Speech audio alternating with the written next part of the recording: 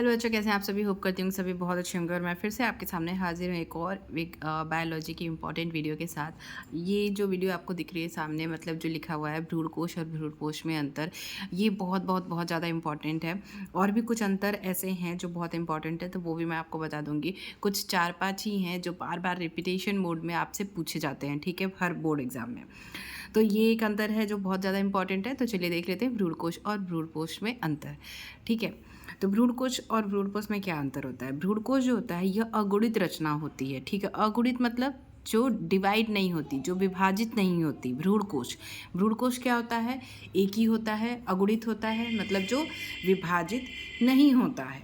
और भ्रूणपोष क्या होता है, त्रिगुणित रचना होती है। मतलब भ्रूणपोष जो है, मतलब जैसे भ्रूणपोष क्या होती है, त्रिगुणित, मतलब त्रिगुणित होती है। मतलब इसमें क्या होता है, 3 भाग में ये जो है वो डिवाइड होती है।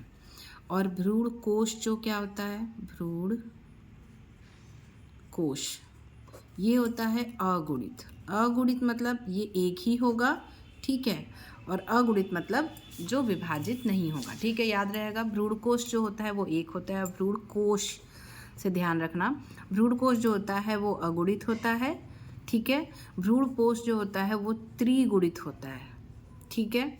नेक्स्ट, यह बीजांड में पाया जाता है और यह बीजों में पाया जाता है। भ्रूणपोष जो भ्रूणकोश होता है, भ्रूणकोश जो होता है वो किस में पाया जाता है, ये तो पहला हो गया।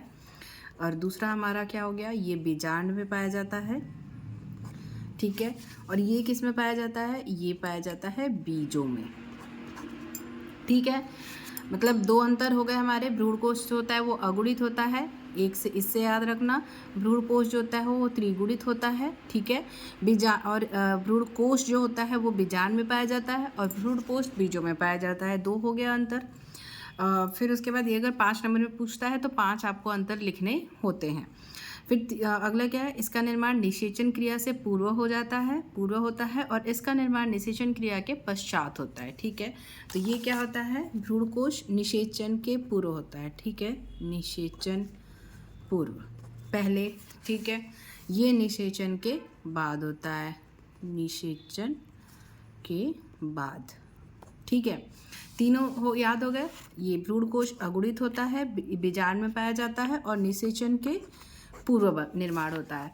भ्रूणपोष जो होता है वो त्रिगुणित होता है, ठीक है। बीजों में पाया जाता है और निषेचन के बाद इसका निर्माण होता है। तो ये 3 हो गए। फिर चौथा हमारा क्या अंतर है, यह भ्रूण के विकास में सहायक होता है और यह भ्रूण के पोषण में सहायता प्रदान करता है। देखो ये जो होता है ये निषेचन के पूर्व ही बन जाता है, ठीक है। तो ये क्या होता है, ये भ्रूण के विकास में सहायक होता है, ठीक है। भ्रूण के उसको विकास करने के लिए भ्रूणकोश जो होता है वो सहायक होता है, ठीक है।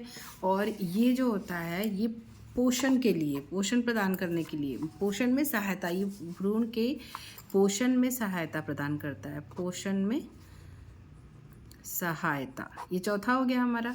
क्या क्या होता है ये देखो, पहले बस हम भ्रूणकोश का ध्यान रखना, बाकी तो इसमें लिख लोगे आप। भ्रूणकोश जो होता है वो अगुणित होता है, ठीक है, अगुणित होता है, बीजांड में पाया जाता है, निषेचन के पूर्व इसका निर्माण होता है और भ्रूण के विकास में मदद करता है। भ्रूण के विकास के लिए होता है ये, ठीक है। भ्रूण के विकास में क्या करता है, मदद करता है। और ये भ्रूण के पोषण में मदद करता है, ठीक है। निषेचन के पूर्व बनता है, ये निषेचन के बाद बनता है। तो हमने 4 अंतर देख लिए। 5वां हमारा क्या अंतर है, इसमें भोजन संचित नहीं होता है और इसमें भोजन संचित होता है, ठीक है। क्या होता है, भ्रूणकोश में भोजन संचित नहीं होता है, ठीक है, भोजन संचित नहीं होता, ओके। और इसमें क्या होता है भोजन संचित क्या होता है, ठीक है। ये 5 हमारे अंतर हो गए। भ्रूणकोश जो होता है वो अगुणित होता है, बीजांड में पाया जाता है, निषेचन के पूर्व बनता है और भ्रूण के विकास में सहायता करता है और इसमें भोजन संचित नहीं होता है। ठीक है, और बाकी इसके जस्ट अपोजिट। तो ये दोनों आप मतलब ये 5 अंतर आपको लिखने होंगे। 5 मार्क्स का ये आपका क्वेश्चन आएगा, अगर आएगा तो, नहीं तो 4 नंबर में आएगा। ठीक है, तो चलिए, आई होप कि आप लोगों को समझ में आ गया होगा और याद हो गया होगा। और आपको कोई और भी क्वेश्चन समझना हो तो आप मुझे कमेंट कर सकते हैं। मैं फिर भी अपनी तरफ से आपको जो इंपॉर्टेंट क्वेश्चन हैं उनको मतलब समझा दूँगी। मैं मिलूंगी फिर से आप लोगों से अपनी अगली वीडियो में। ये वीडियो अच्छी लगी हो, पसंद आई हो तो वीडियो को लाइक कीजिएगा, शेयर कीजिएगा। चैनल पर नए हैं तो चैनल को सब्सक्राइब जरूर कर लीजिएगा।